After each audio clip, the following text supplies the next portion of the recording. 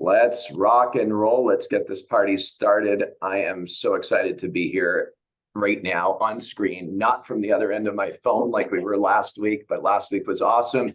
Anthony Bison and myself were up in South Carolina in Gaffney, actually working on some pretty cool projects. That was a really exciting time. Anthony, that was pretty awesome, man. I missed that, missed those grinding moments. It's been a long time since I've worked that hard with my hands and my feet, like literally sealer coat after sealer coat. Anthony, how was that for you, brother? It was amazing, and I just want everybody to know that Judd, it was like riding a bike, watching him just get on a bike and just take off. Like that's all that happened. I think everybody here would have been really, really proud. And there was a big full circle moment that I had. I got to use a street cleaning broom while Judd was pushing a blower, and it was like we time warped back in time like 25 years. Like it was weird, guys. Like it was very powerful moment for me as a business owner and as a mentee of Judd. It was an amazing time. So I feel very fortunate to have shared that with you, and we're building something really great for the community. So I think as everything becomes more clear and defined, there's a lot of great opportunities ahead for everybody. It was absolutely incredible. And it's like, I remember kind of giving the good whistle or the call. It's like, dude, need a broom, grab a broom, pushing the blower. You guys raise your hand for those of you that have cleaned asphalt before, where you're scrubbing the broom in front of the blower and you're trying to get that dirt and debris. Alex Goring, I know you've been there before. I know a lot of you. Raise your hand if you've done that. I see other Anthony, right? Alex, you know what I'm talking about, man. You got to get the blower there and you got to scrub the asphalt, get that dirt and debris, right? Tim, you see that? You know what I'm talking about. Yeah. But in that moment, Anthony, it was a total time warp back to being like, literally, it brought me back to being like 20 years old again. And that was like 24 years ago. And it was a moment where I felt like I was the inner child of me out in a parking lot, smiling, having fun, grinding, and just making things happen, transforming it. And it was a blast, man. I know we spoke about that afterwards too, and it was just great. But yeah, we had a great time in South Carolina in Gaffney, and we're unfolding something pretty cool, team. We're piloting something that's going to be really important for our communities. Stay tuned for it. It is something that we hope to bring to the industry and really help people build a brighter future than what they have through doing things that they really love to do and are passionate about doing. And so there's really a place for everybody in this industry, whether you like to market, sell, do the work, or whatever it is. And the key is to really you want to, who here likes to actually wake up and enjoy what they do, honestly? Yeah, I think so. Brian, I know you do too, bro. But it's we go through this journey and you get into this, you know what I'm talking about. You get into this kind of redundancy, this thing that's repetitive every day, day in, day out, day in, day out. And it's important to spike some spice into it by maybe energizing that a little bit more, right? Having somebody that might, influence you to do something that's different than what might be your norm, right? Inside that hamster wheel. Maybe off you go to a gym and you start doing workout. You might start doing some jiu-jitsu lessons. I don't know. You might pick up some meditation or sit down and do some meditation. Maybe not pick it up, but you know what I'm saying? Like, do something that's actually a little bit different, that spikes that fuel into your day. And I'll tell you that traveling to Gaffney and doing a week worth of long nights, like when I say long nights, 9 o'clock until sometimes 4 o'clock. Actually, it was more like 11 a.m. until 4 a.m. That's what it was more like. And that was something that spiked a lot of fuel and energy into my life. So thank you, Anthony, for doing that. And I'll never forget. You have to tell them that we were up for 25 hours straight. The first night we were there, I was up from 4 a.m. until 5 a.m. I made it to my hotel and I was praying to Jesus Christ that I would fall asleep before the sun came up and it would make my brain alert again. Yeah, it was a marathon. Now, just so, and I'm going to put this out there to be real, to speak about mindset and where we operate as a team, because we're very different here. We're different than the norm. We're here investing into our future, and we're spending this time. And right now, you're listening to the things that are being spoken, and you're reflecting on your own life a little bit, and you're like, okay, well, what am I going to grab out of this? What kind of golden nuggets are going to fire out into the roundtable tonight that I'm going to walk away with? And I'm going to be able to apply to build a better life for myself. Am I right or wrong? Honestly, am I right? Yeah. All right, cool. I know all of you are raising your hand. So here's the thing, right? So we had an opportunity to be able to go to bed and sleep in all throughout the day and then go to work at 4 p.m. the next day to go through the evening. Do you think, raise your hand if you think that we slept all the way till 4 p.m. the next afternoon? Who here thinks that instead what we did was we woke up and actually went for a sun? Actually, it was pretty dark out, wasn't it, Anthony? Yeah. Why don't you tell them what we did instead? The first day, Judd had us do like 2.5 miles and sidewalk, like on the concrete calisthenics. The second day, we did 100 burpees, 100 push-ups, 100 sit-ups, and 100 down and backs on like a 300-foot section of a parking lot. And then the third day, we went to an American heritage site. It was a national battlefield where like 1,100 Revolutionary War soldiers murdered 900 British. And we did sprints throughout this entire place. And then we did 200 push-ups. And it didn't feel like a lot because Judd was there motivating me. But then when I text my trainer about it later that day, I was like, that sounds crazy. When I actually type it, it didn't feel normal. But when we were doing it, I was like, yeah, I'm doing this. This is just what we do, you know? So an inspiration, a motivator, whatever you want to call it, like chasing Judd around for 3 mornings was a highlight of that trip for sure.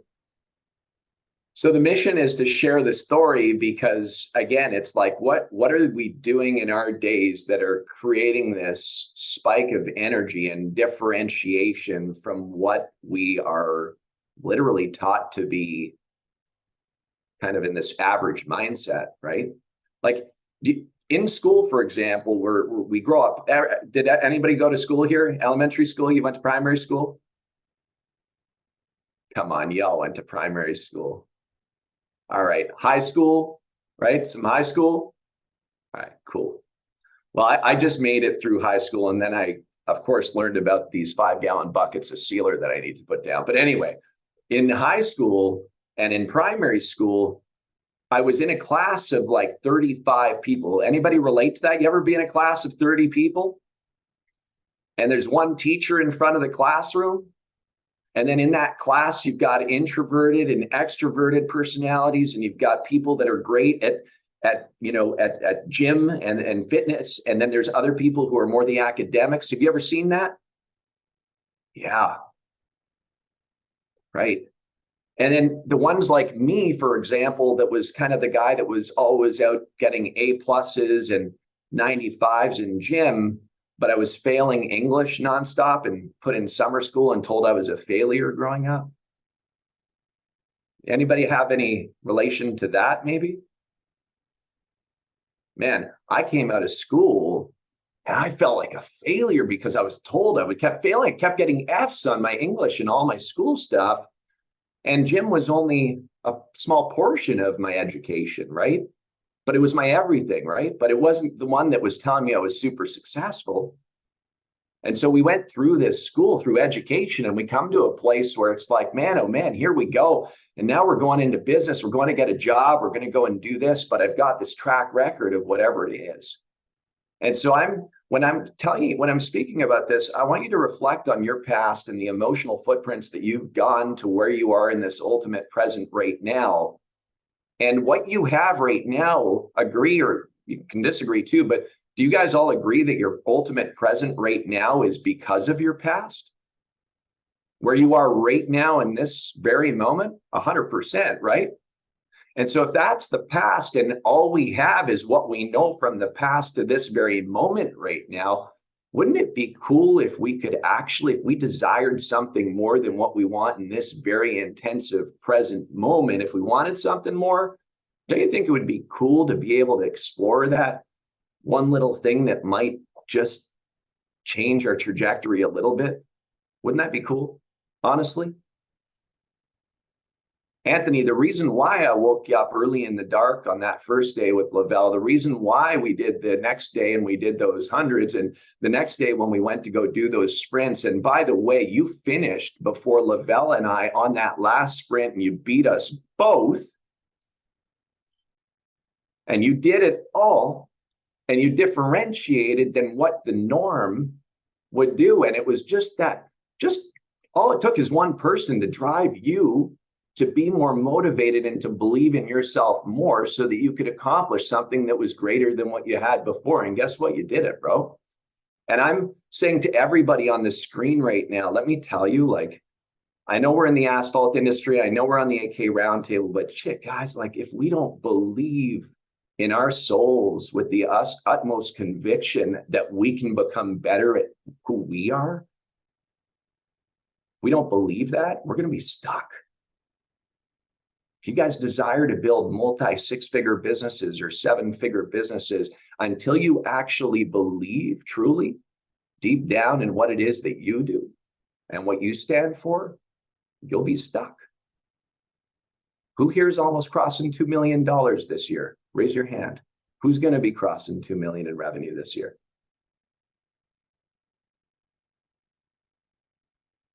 Alex Korn. What's that like for you, bro? Can you talk about that a little bit, man?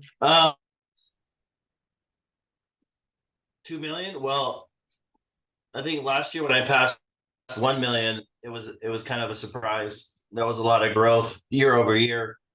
I was at about 750,000 the year before, and last year I finished 1.3, and this year, if everything goes well, I'm at 1.7 right now. So I got 3 more months to push it past the finish line. But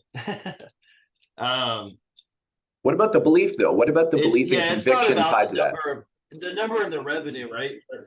Huh? But the belief and the conviction What's the that you question? have, like dude, I don't know, is my internet choppy or can everybody hear me okay? All right, cool. Alex, my question to you is this. Do you believe in yourself now more than you did 2 years ago? I just see myself in a different way. So I wouldn't say that I believe in myself more, because I've always believed in myself. So I don't believe in myself any less. But when I started my company 7 years ago, I had this goal. I was like, okay, if I do 500,000, I'll be set.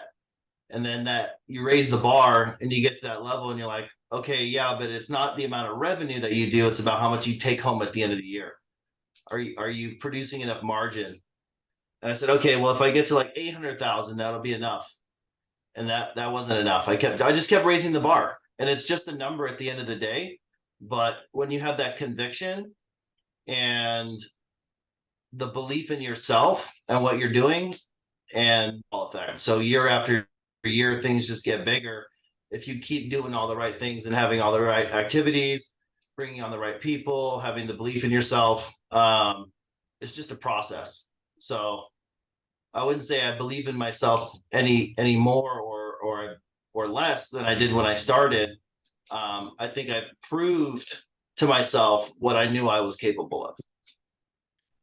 That makes you're such a different human being than when I met you at the NPE in passing. You sent me that photo, dude. You're like a whole different human being, man. Well, if you think you're so, I don't know. The leadership. Yeah, you may not see it, but I'm telling you, from the outside in, bro, pat yourself on the back as a leader, as a guy that makes hard decisions, that has built a beautiful company, that's doing projects that are massive projects from a guy that was literally changing out of his scrubs to get changed into your work pants and your work boots, literally, right? You were changing from scrubs into your work gear to go and do projects, right? Yeah, I was changing in my car. I'd go do estimates, then I would change into scrubs. I'd go to my regular job, and then I would switch back and go finish concrete or spray out some seal coat or do some line striping. So it took a while to get going, it wasn't like overnight, but once I fully committed myself, I think that was the change, when I went from a side hustle business, and my side hustle made it to 750,000.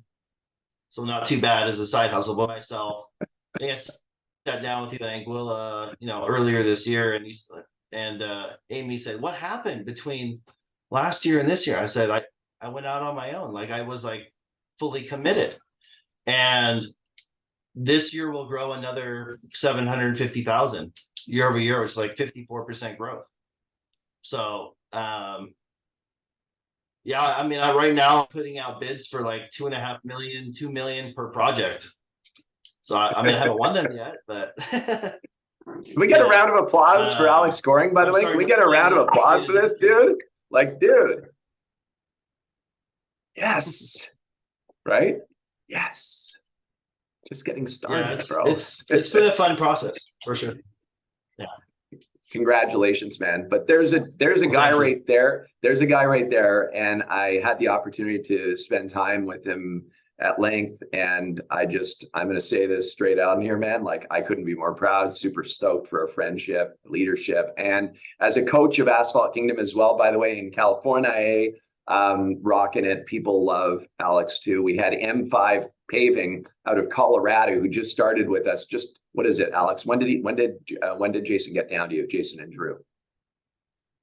Probably about 6 weeks ago. 6 weeks ago. All right. So listen to this. Jason Morales, 6 weeks in business, does not own $1 worth of equipment, has closed $167,000 one job, 167 grand paving job, and they've got like 690,000 in their deal pipeline.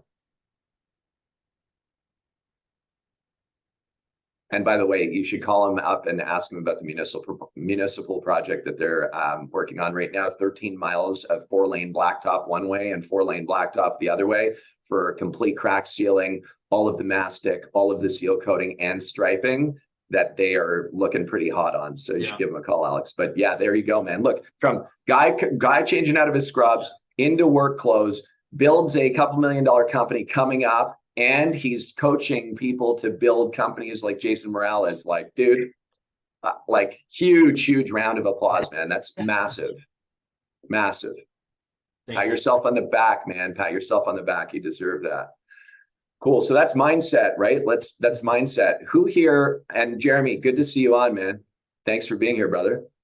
Good to have you on. How was your season? Click that mute button. It's been very busy the last month and a half. Overwhelming.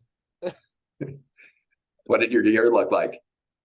It was really slow start. I don't know. People just didn't want to spend the money. And then we really focused more on the commercial aspect this year instead of residential. Yeah. I like doing commercial way more than residential. Invested in some new equipment. Thanks Asphalt Kingdom for the line striper we bought. We added that, bought a new trailer for all our equipment, new crack machines. Again, thanks Asphalt Kingdom for that. But appreciate you, man. It's been really busy the last month and a half. We did almost 70,000 in the last 8 weeks. Wow. Incredible. And I feel like we're still behind the ball. I don't know, maybe I'm greedy. I want more. But it's October, dude, and I'm in Pittsburgh, Pennsylvania, and it was 80 degrees today. What? Isn't it crazy? Oh, I love it. Everybody else is like, fall pumpkin spice. No. I know Skylar on here as well has been out rocking it in the warm weather. Everybody on here, look, I can see everybody smiling and laughing, right? Skylar, you having fun, man? Yeah, absolutely. Guys are getting stuff done. it's great to have another couple weeks, man. It would be great if we have another couple more, but yeah. Cool. Well, I wanted to talk about something with you guys, but I want to get a couple wins out on the table. So Jeremy, congrats on your 70 grand coming up. I know that you're going to finish strong and then get ready to slingshot into 2024. That's exciting. I'd like to hear if anybody else has any wins that they want to share, and then let's drop some value that I'd like to share with you guys here tonight. Any wins? I know that some of you have shared wins directly with me through Messenger. Skylar, congratulations on booking Asphalt Kingdom Roundtable down in Anguilla, man. You're coming to the Caribbean, bro. Oh yeah, I'm excited. I'm super excited for that. Be down in Dallas too here, me and Charlie. Nice. Is Amy going to Dallas? Amy is coming to Dallas. Yep. I want Charlie and Amy to meet. I think it's super funny. They are very, very similar. Charlie's just the male version, or she's the female version, but yeah, it is. They're like, just seeing your guys' relationship in Canada. Like, I just laughed and I was like, man, these two need to meet. Very cool. Very cool. I think what we should do is, because Amy usually watches these roundtables at a later point, but I think what we should do is throw down like a massive arm wrestling competition with everybody there, because Amy will definitely challenge Charlie against that for sure. And I think that we should just roll. No, I'm kidding. But Amy, I figure Amy will get a giggle out of that one. But yeah, that's awesome, man. That'll be great to meet you guys down there and see you again, and meet Charlie. I'm super excited, man. Yeah, man. Any value add too, that I can bring, of course I always will. And anything you can think of in the meantime, free rec, let me know. Absolutely. There's a book you should read. It's really cool. It's If You're Not First, You're Last. I don't know if you've read it, but it's pretty good. Yeah, it's pretty good. I'll check it Read out. it. Yeah. All right. Let's dig in. Come on. One more win. Bring one more win. It's 7:28. We got a couple minutes to talk about a win. Who has a win here? It's the end of the season. It's October 4th. We're going into the tail end. It's like the last 3 months here of this year, 2023. We've gone through the first 3 quarters at AK. We're going into our 4th quarter. And this is what, to me, this is where like the last 3 months of this year, this is what champions are made of. Like this is, you ever seen a basketball game or a football game and it's right at that kind of end of the season. You see that everybody's tired out on the field. You ever see that? Everybody's tired. Let me ask you, anybody on here, who do you think ends up actually winning that game? What is it that drives the win in that game? Which team wins and why? Anybody know?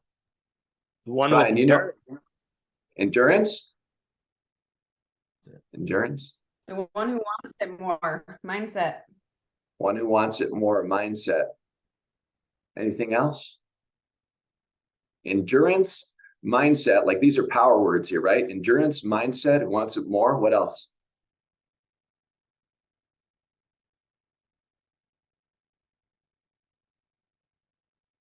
The ones that have actually seen them win in their own minds, like that's mindset, right? To believe.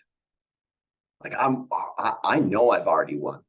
I believe that I've already won. This isn't like a vision board, right? It's not like I'm looking at a vision board. This is, I'm already living in my vision board. We're already celebrating, man. We already won. What else? They're prepared. Prepared, right? They planned for it. They came in with a plan, a game plan. Mm-hmm. Anything else? Work ethic. Work ethic. The ones that that maybe have the nutrition, they've taken care of themselves. They fed their minds, they fed their bodies, they feel good. What do you think if the rest of the team that they're a part of actually believes in all of the same things? What if they were able to hype each other up enough to the point that they believed at a whole new level? What if that team, what if we were the team and we're going into the last 3 months here and we're going to go make some cool moves in our life for these last 3 months of 2023 that are going to absolutely smash our goals? What if we did that? Would anybody like to do that? I see barely any, like those hands that are not up all the way, guys. I'm sorry, man. I'm gonna have to get your hands up because that's what team do. Like, are we gonna do this thing? Are we going after the balance of this year? Right? Alex, you're at 1.7 million, dude. You got $2 million. You got $300,000 left to do before the end of the season. That's 100 grand a month. Let's go. Let's go. Let's drive that. Right? What else are we gonna do? Right? What else are we gonna do? Anthony, we know what's going on next week. Why don't you share what's going on next week? What are you going to do next week, brother? So I'm flying back to South Carolina to execute 2 more projects with a coaching client. And I didn't share this with Judd yet, but I'm going to bring 2 of my guys with me.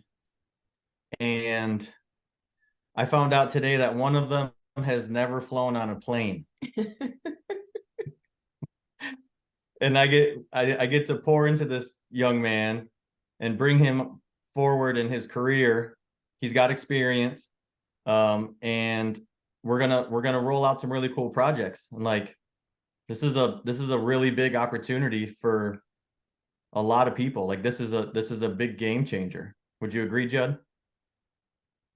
Oh yeah. This last 3 months, guys, let's do this thing together, right? And let's face it, there's one person that can really do this. You know who that one person is that can really do this in this last? Yes, sir. Jeremy's got the point. It's ourselves. Let's do this thing, right? And so I ask you guys, what is the action that's going to drive the reaction? What is it that we're going to do starting tomorrow morning that's going to drive a result that's so much bigger and better than what we thought of this morning? What is it that we're doing tomorrow morning that's at a whole new level? And we sit there and we think about that. What is that one thing? What are you going to do tomorrow to drive a result that you truly desire by the end of 2023? What is that one thing that you're going to focus on tomorrow morning when you wake up? Anybody know? It's a good question, right? Alex Korn. Right now for me, it's focusing on people. So, I know there's a lot of things I can do internally, but I think like for me right now, it's some external stuff. I'm going through some, changes in my organization, and I want to make sure that the team that I'm rebuilding has the right mindset, the right culture, and right direction. So for me right now, it's surrounding myself with people that believe in the same vision that I have. And I think that when you're trying to achieve great things, you can't do it by yourself. You know, you could burn yourself out working 14-hour days. I don't care how much time you spend doing it. You need to surround yourself with good people that have the same vision and mindset. So you can broaden your influence and the power of your mind, right? Like our bodies can only go so far, but our minds can expand like way out here. And when we have an expansive mind, like I think a lot of, we're all here because we're all entrepreneurs and we're trying to build businesses and achieve great things, but we need to achieve great things with other people and wrap our arms around everybody and go in the same direction. So for me, the focus is people, and that's how I'm going to achieve my goals. Awesome, man. And anybody else on here, you're going to do what are we doing tomorrow that's going to drive an exponential result, an extraordinary result for the next 3 months for us here? What are we going to do? I know there's so many things you could do, but I mean, what is maybe one thing that you're going to do? Matthias, what's one thing you're going to do tomorrow morning, man? I'm putting you on the spot. Sorry to do that, but man, that background is just lighting this whole place up right now. It feels so good, that background, bro. I love that, man. That lighthouse, the sunset. What are you doing tomorrow? Tomorrow, I'm going to do more than I did today. I'm going to add reading, meditation, exercise, eat right, add the things I know that are going to fuel the body so that I can perform at my peak. Cool. You committed to doing that tomorrow? Absolutely. Cool. Message me once you've done them all. Let's do it. I'm going to hold you accountable to it. Let's do it, bro. Perfect. Cool. Spencer, what are you doing tomorrow morning, bro? So I actually started this week, but I'm keeping it going. I wake up at 5:30 a.m. I moved the alarm clock, I guess, up. I don't know. I wake up earlier now to get up, go to the gym earlier, not lay in bed. That was my biggest thing. I would lay in bed for 30, 45 minutes, watch a little bit of TV, get on Twitter, Instagram, or whatever. Not anymore. I wake up, get my coffee, go to the gym, get my audiobooks and that kind of thing, get my mind right, prepare me for the day. So that's what I'm doing in the morning. I love that you're unfolding your 18-month plan too. By the way, round of applause, Spencer, following the process, 18-month plan, life-changing. You're in a position now where you're starting to work some pretty cool things and you're connected to some pretty awesome people. Pretty awesome people. I'm excited for your path ahead, bro. Stick to it, man. Absolutely. Thank you. By the way, I remember Spencer the day that I met him, and he was like, his confidence level wasn't as high. He was more quiet. Now he's sending selfie videos to the AK sales team, and he's like, man, he's on YouTube now. We got him on YouTube. I mean, the guy's like an inspiration now, motivating up. How many people? What happened, Spencer? You ended up sending a selfie video to your mother, and your mother showed a bunch of her friends or something. What happened?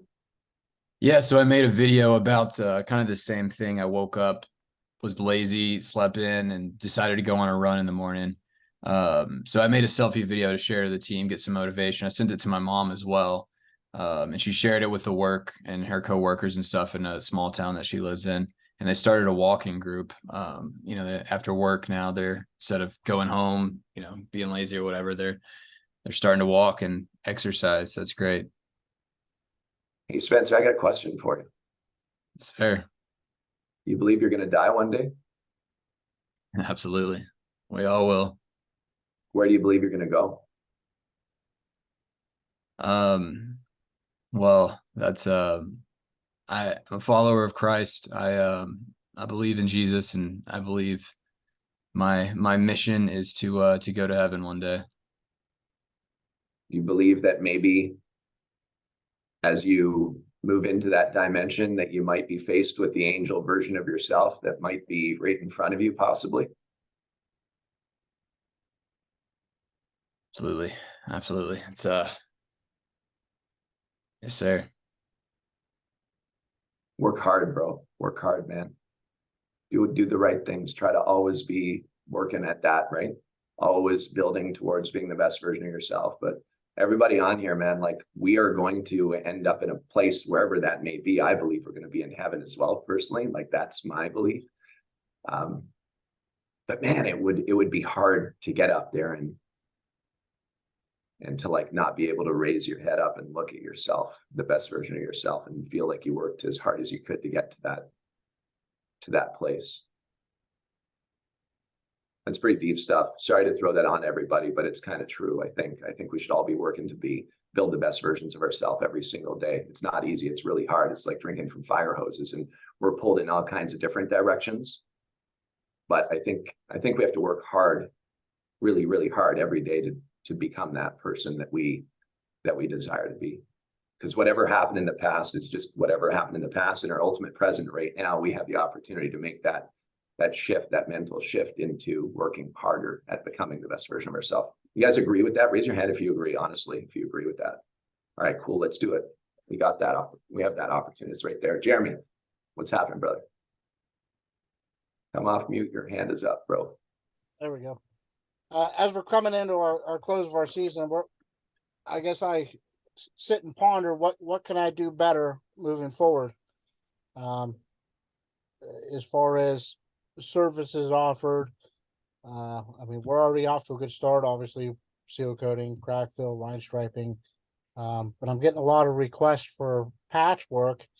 So I want to entertain the idea of adding the infrared systems into our arsenal of but I'm not quite sure where to start on that. Read a lot about it, watched some videos, but so I think that's where we're going next. And I would strongly urge you to consider, here's the thing, guys, like a lot of people invest into infrared and they immediately realize they need a hot box. Like you should really have a hot box that is going to support your business. Jeremy, you're growing the heck out of this thing, right? I'm a fabricator. So build a hot box. I started this business because I was building asphalt seal coating tanks for people all over the U.S. That's how I got in. I remember. Something clicked. I was like, man, there's something to this. I'm missing something. So no lie, it took me 3 years to build my own system. Because every time I'd build one of y'all would call me and be like, hey, I need a tank. I'm like, I got one right here. So finally, it took 3 years later. Yeah, 3 years later, we got our system built, and we didn't just go little. We went all in. Like, yeah, I saw no that. hand crank, agitation, diaphragm pump, all the bells and whistles. I didn't shortchange it one bit. So I'm really keen on taking as much money as I personally can and putting it right back into the business, because at some point it's going to pay me back. So yeah.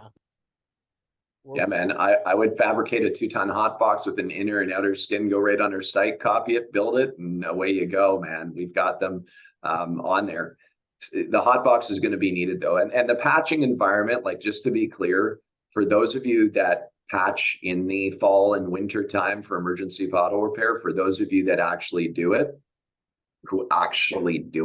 desire to do it and do it, end up making a lot of money doing it.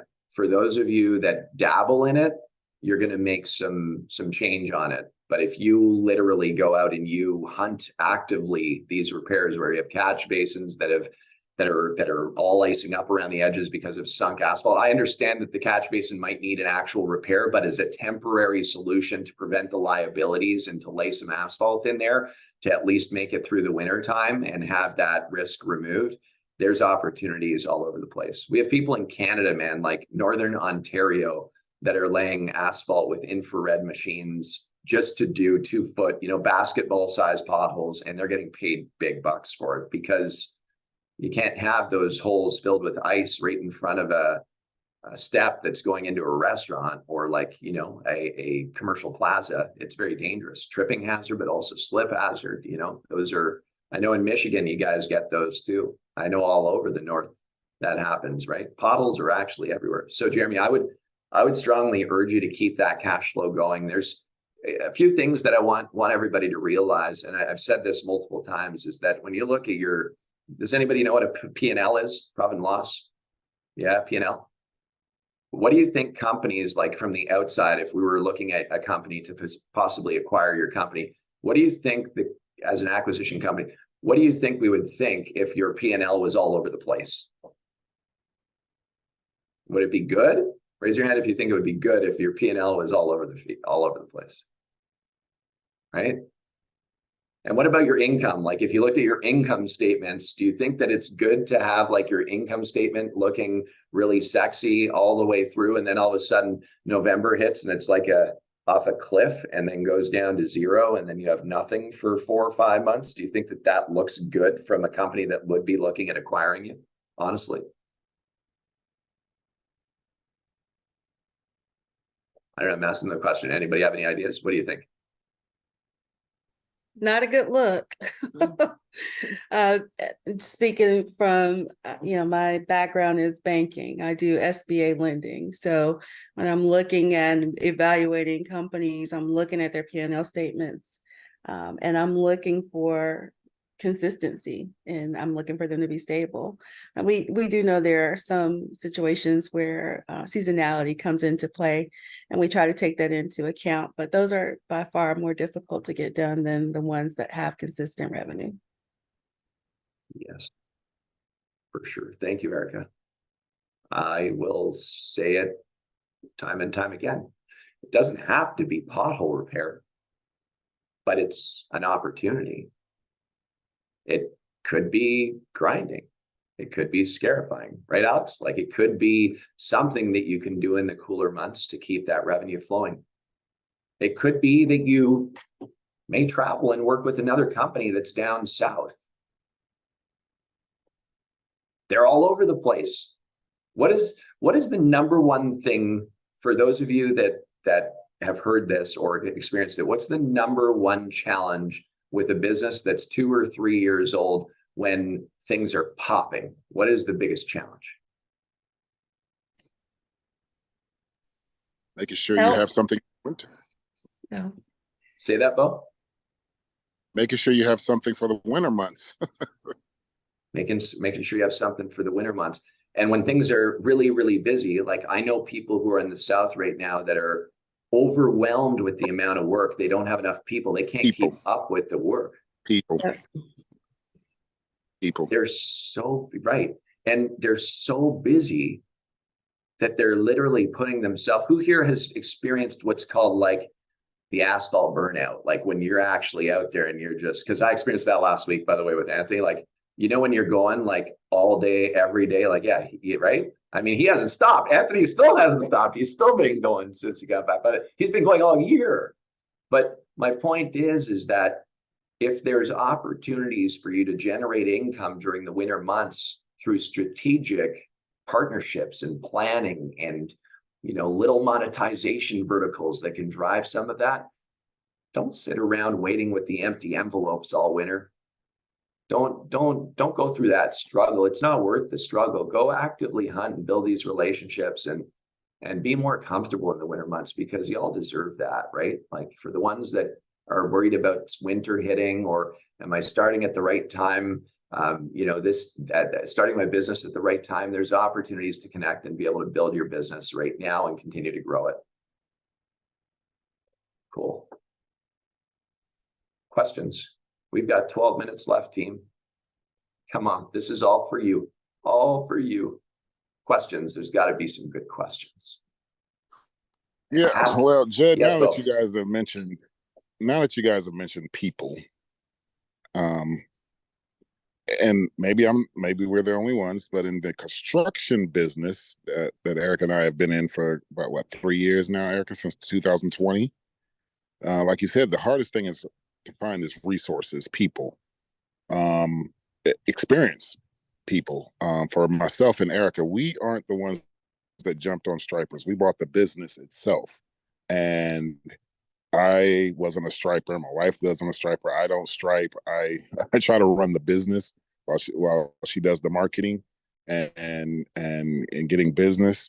So what resources do you guys use to get good people, good help? Not the ones I experience. Usually they're meth heads, or they're weed smokers, alcoholics. They always have some type of background. We got to bail them out of jail. Bail them out of jail or something. Well, I would ask you, I'm hoping at the round table. Yeah. I guess there's a couple things, right? And please, anybody jump in, right? This is a round table, so anybody pop in. But what I often say is, if I want to go catch trout, I'm going to find the lake that I can catch trout, not the lake that I'm going to catch bass.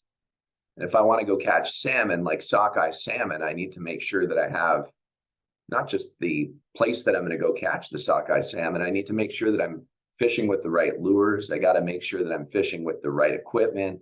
I got to make sure that I'm going at the right time. I got to even stand on the edge of the river and like watch these salmon at the right time of year in the right place. And so I guess where I'm going with that, Bo, is where are those people coming from, man? You hiring unemployed people, or are you recruiting employed people that you may have been doing a little bit of lookout, if you will, right? So prospecting, remember, anybody know what the 3 layers of prospecting are? Come on, team, you learned this. 3 layers of prospecting. If you haven't, go to our YouTube channel, make sure to subscribe to the channel and look up prospecting under Asphalt Kingdom. I teach you all about it. People that you know is the first layer. Second layer is people that your people know. And then the third one is cold call. And so, Bo, how many of the people that you've hired that you've had to bail out or methods, and I don't mean to get personal, but like, how many are the people that you actually know that you've gone through your contact list on your phone that might be a great candidate for being a part of your team? That's a good question. I haven't really done that. Start there, man. Your phone is filled with contacts. And then if you are calling them the right people that you think would be the right fit for you, like I would think of the right people who would be the right fit that fit your core values and the culture and that you're excited to call, you want to know something. If they were that person, is there a chance that they didn't want that, they didn't want to explore it? Do you think that because that person's that type of person that you think would be a right fit, but they might not be the right fit, do you think maybe they know some people that might be the right fit? Remember, energy, frequency, quantum mechanics, quantum physics, this is ripples, right? All over. We're all energy. If I was looking, I'd contact my contact list of the people that I know. Make sense? That makes a lot of sense. A lot of sense. Cool. Like for me, going on Indeed and social media and all these places is all cool and everything. But the reality of it is, as soon as you hire somebody, and I'm sorry to say this, when you hire somebody who's unemployed with a track record that isn't looking too healthy, I can tell you that the chances of that person coming and being really healthy for you could be challenging. And you know what happens a lot of the time is that we're all here for a reason. We've all got big hearts. Raise your hand if you have a big heart. Isn't that funny? Isn't that funny how that all works? Everybody on here has a big heart. Yeah, well, welcome to energy, right? Here we all are. So now what happens when you hire somebody that has a problem and challenge and you're now seeing that they're not the right fit for you? What do we generally do as people who have big hearts? We keep them anyway. Alex Coring, how long do we keep them, man? Sometimes how long do we keep them, brother? Too long. Yeah. Right? Years? I just let my foreman go at 5.5 years. And that was a tough call. We talked about it. The new guy I put in place, he's pretty gung-ho, and he's bringing in people that he knows and trusts that are top performers. And I'm having to pay a little bit more. I was gonna maybe throw this out there, but you could buy your way out of the problem. If That's true. Typically the higher caliber people are gonna expect more than you're used to paying, but how many problems eliminate? That's what I'm exploring right now. Is if I pay more and I expect more, do I get more? I think Judd knows the answer to that, but that's if you have a foreman that's making on average a $5,000 mistake every quarter, that's $20,000 a year, right? So if you pay somebody more a year, that's going in their pocket, and they're not making those mistakes potentially. So something to think about, I guess. The caliber of people you're hiring, what their expectations are. Thanks, Alex. Stephanie, you have your hand up? Or Anthony? Hand up? No? You're muted. Yeah. I want to piggyback on something that Alex said, and that it ties to something that you a golden nugget that you dropped off in South Carolina to our coaching client. Was he pointed at us all and Judd said, Tim, this is how the camaraderie should be. This is how it should feel on a job site. It should be fun. And when it's not fun, you have to analyze if you, one, have the right person in the wrong seat, or if you simply have the wrong person. So remember that there doesn't have to be animosity between your team. And although you may be able to do something to alleviate that pressure from time to time, realizing that the right people get around the right people and it feels right, it fits. And finding the people that fit matters more than finding people.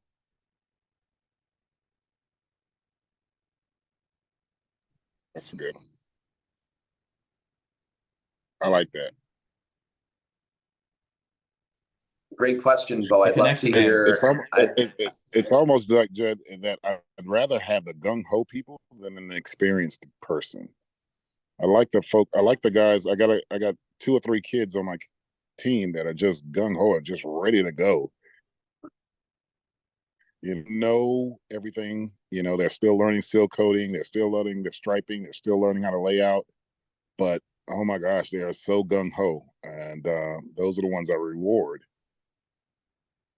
It's the experienced people that I'm always having an issue with. You want people that actually care, man.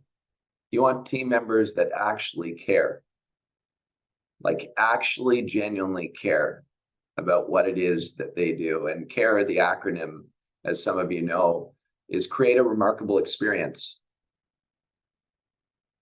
You want people to be creating remarkable experiences, man. Like when imagine this. Like I think about this, I can see this, right? Like I can see your crews, everybody on here, your team members, I can see you guys. And you're going to do I don't know what the politically correct is. Is it senior citizens home? Is that the right am I politically correct with that? I'm just going to say it. Senior citizen home and elderly. Assisted living. Thank you. Assisted living. All right. Marketing team, please delete that part of the, no, I'm kidding. Okay. So assisted living, listen to this story. So I want you to imagine, just close your eyes and imagine this for 1 second. Your team members are a part of this culture that you've built. It's like this blue light that's fueled by your leadership, by your energy. And this culture is one that's shining so bright that the people that work for your company, with your company, they feel like it's their company. It's their blood, sweat, tears, their celebration, that they're a part of it. They're part of the DNA of the business.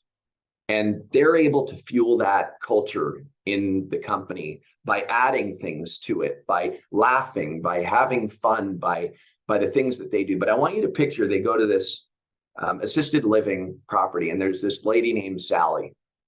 And Sally's sitting there, and she's in a wheelchair. You know, she's 94 years old. And she's sitting there with her head down, and she's on her last kind of days of her life, you know.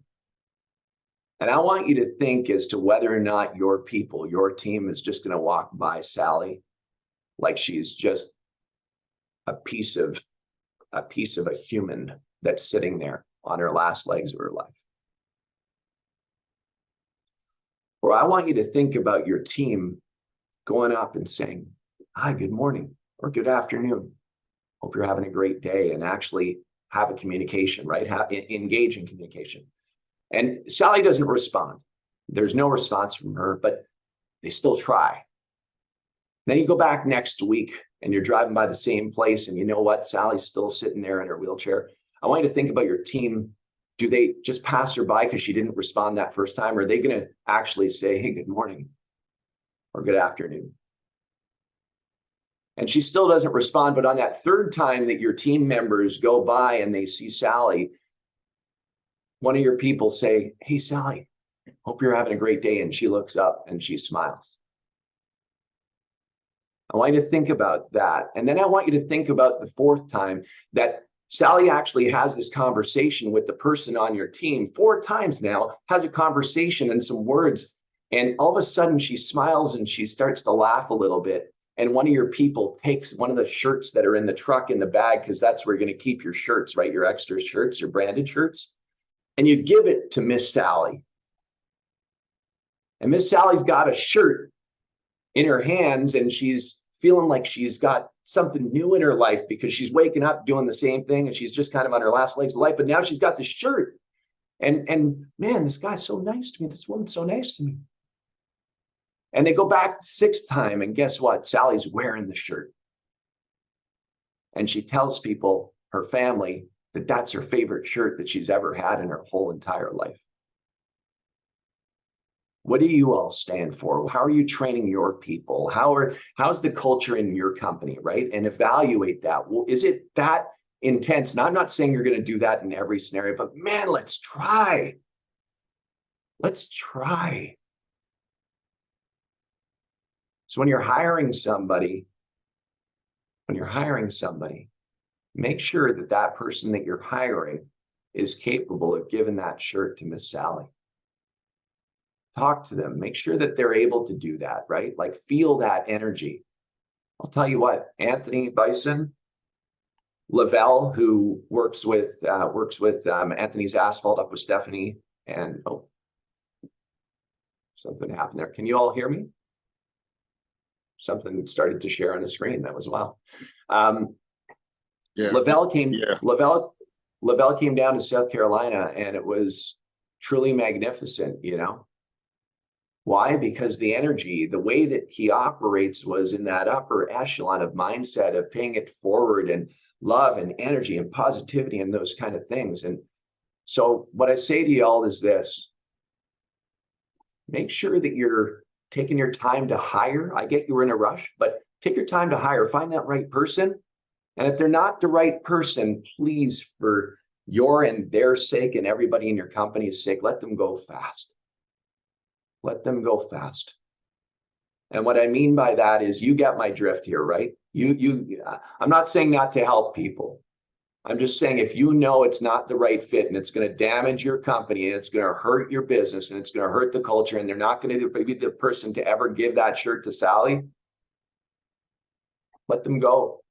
Tell them to go get a job somewhere that's going to be the right kind of job, guide them to the right spot, but it's not the right spot for your business. It's my best advice I can give. I've had to let people go in my company who were some of my greatest friends. I've had to let them go because they were toxic to the company and they were toxic to my life. You have to let them go. Let them go quick. Awesome.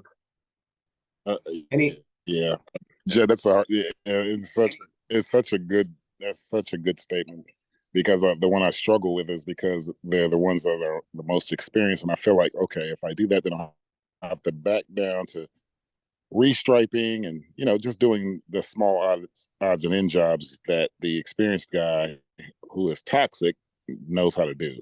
You know, that's the struggle. Couldn't agree more. Jason Morales, are you on right now? Good to see you, brother. Come off mute. Come off mute. Unmute yourself. Can you hear us? Did he go off camera? Might be having. Hold on, we're getting better here. All right. Look who I've got on. Okay, can you hear me? Oh yeah. Can you see who's on here with you? All right. Yeah, Alex. Hey, Jason. Hey. Hey. How you doing? Good. How are you guys? Jason, everybody on the round table, by the way, do me a favor, give a round of applause to this dude right here. Give a round of applause. Super stoked, man. What an incredible journey. I know the internet, something's going on in my internet, guys, so it's super choppy, but I just wanted to send that energy. Success attracts success, and so your success right now is attracting success on this round table, and vice versa, man. Congrats. Super excited to be building this with you, bro.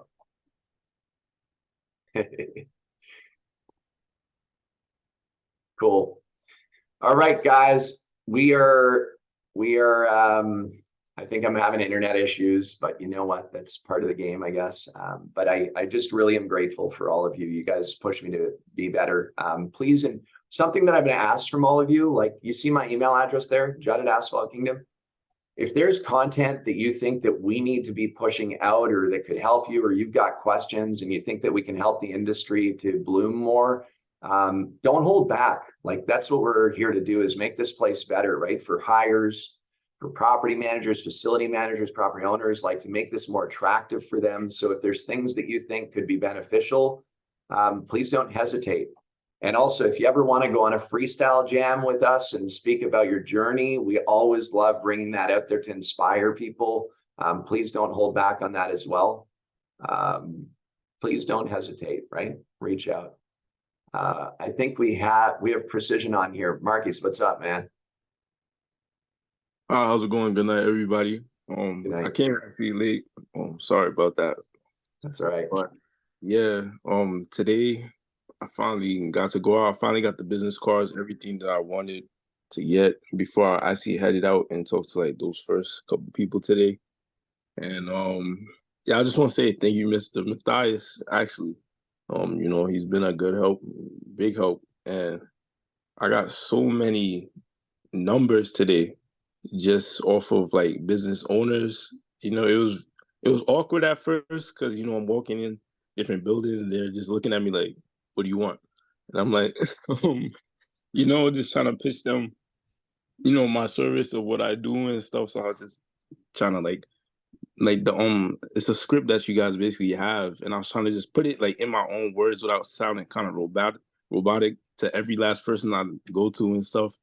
And of course, some people said no, some people said they already have, but a lot of them still like just gave me the owner's number and stuff like that. So I got a lot of them today. So what I plan on doing tomorrow is calling those numbers now with the script, you know, like in my hand. And it feels kind of like Wolf of Wall Street, you know, you just standing there with the script and calling them. But, you know, that's what I plan on doing, you know, and I appreciate it, you know, I just appreciate it. Yeah. You know, who here has experience in sales? Experience in sales. Yeah. Let me tell you, you're going to get a lot of no's, a lot of no's. But if you stick to it and you stay disciplined and determined, when you get that yes, it fuels your fire, man. And don't back down. Keep at it. This is a numbers game. Just keep going and going and going. And I'm telling you, as the more that you do it, the more that you practice, the better you become. And then the more deals you will close, there'll be more yeses. That's the key, right? Yeah, I agree with that. I definitely agree, because the first, I want to say 3 or 4 businesses I was going up to, those were the ones that I already like were already saying in my mind, as soon as I get these business cards, I'm gonna go to these. But once I got those out the way, it was kind of like got my feet wet and I kind of felt more warm. So I started seeing other businesses and like, you know, it's like, oh, I don't know. But then it's like, just pull over and go ask them. So I just started pulling over to every business at this point. People were probably looking at me like, why is this man pulling over every 5 seconds? And when I did, it was just, you know, you felt more comfortable just talking with them and stuff. And, you know, people were like, yeah, we do need a restripe. You know, and, you know, they're complaining to me about it and stuff. I'm like, I'm not asking for your life story. I'll just, you know, yes, sir, offer my services. So it was very good, you know, just experiencing that. And so many businesses I just realized that are there that I didn't even know were there. And, you know, you kind of, you're meeting people, you know, it's kind of like you're making friends without, you know, just like making friends, like, you know, in a certain way. But it was real nice, just how it played out and stuff. And I was just going one direction. I still got to go back the other direction, you know. So it was like, you know, it really is a numbers game. Like everyone counts. It doesn't really matter, you know, if they say no. At least you know, put yourself out there. You know why you're going to be successful? I'll tell you why you're going to be successful, because you're doing that. Stick to that, though. Don't let that back down, because what happens over time is we start to get comfortable and we start to not knock as much, and that energy is not there, right? It's like that burning desire when we first get started. It's like a new relationship, you know, we're in the honeymoon stage, right? We're going after it, but you got to remember that discipline and that relentless dedication to unfolding that is going to be what builds lifelong accounts for you, because every person's hand you shake, every proposal that you give out, it might not be a yes right in this very moment, but it will one day be a yes, because you're going to end up keeping that discipline, man. Congratulations. And by the way, a huge shout out to you for actually just coming publicly live right now in front of everybody here on the roundtable and talking about this, because that's, again, practicing. Congratulations. Super stuff. Thank All you. right. All right. Well, listen, we're over time. I've got to run out, and I know everybody else has stuff to do as well. And remember, tomorrow morning, what are we doing? What are we doing tomorrow morning to really unfold the future that we desire? Yes, there we go. I love it. Cool. And also do one more thing before you go to bed tonight. Who here brushes their teeth? Cool. Look yourself deep in your eyes and be proud of yourself. Be very, very proud of yourself, you know? Well, a lot of the time we forget to do that. We look at the sink a lot of the time. I'm not saying not to look at the sink and make sure you don't want to miss, but what I'm saying to you is look at yourself and be proud of yourself. Pat yourself on the back. You're doing a great job, everybody. You're right here, right now, making a difference. So look forward to being with you all next week. There is a chance that I might only be able to do a portion of next Wednesday, but certainly I know there will be somebody else that will be on here. I know Anthony will not be on it, but I'll be on for a portion next week. We'll have probably Matthias who will head it up. It'll be a Q&A. Alex, I don't know if you're going to be around. If you're around, Alex, that would be really awesome. Cool. Thanks. So Alex will hold down the fort, and we're gonna do a Q&A next Wednesday. Skylar, Jeremy would love to have you on. Erica, everybody, come. Marky, let's do it. Let's keep that discipline. And yeah, let's see you next week. Same time, same place, right here on the AK Roundtable. Let's do this. See you guys.